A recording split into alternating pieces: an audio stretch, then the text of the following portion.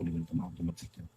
En Afrique seulement, par an, le secteur produit 45 milliards de dollars et 5 millions d'emplois. Jusqu'ici, c'est parce qu'il n'y a pas encore un développement, des stratégies de développement claires de ce secteur. Ça montre que si des pouvoirs publics, si des investisseurs, si ce secteur est considéré, il peut être un levier. Il est même déjà un levier de développement très important. Nous le voyons avec des pays qui ont pris ça au sérieux. On peut citer l'Afrique du Sud, le Nigeria, l'Égypte, le Maroc, et tous ces pays qui ont fait de ce secteur un secteur d'investissement considérable et consistant. Alors, pour conclure, on va simplement dire que les ICC, ce sont toutes ces activités où la créativité devient un outil, une source de revenus.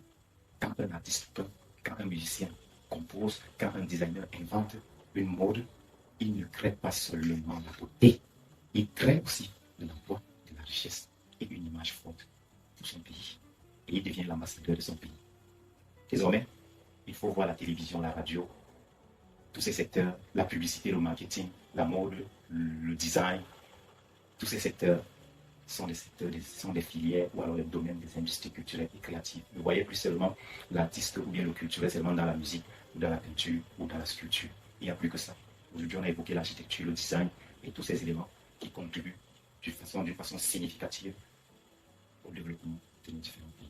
Alors, le prochain numéro permettra à ce qu'on invite des experts, des spécialistes de chaque question pour pouvoir davantage nous parler de leur expérience, parler de ce qu'ils gagnent aussi, parce que c'est de l'économie qu'on parle ici. Alors, tu dois davantage liker, abonner.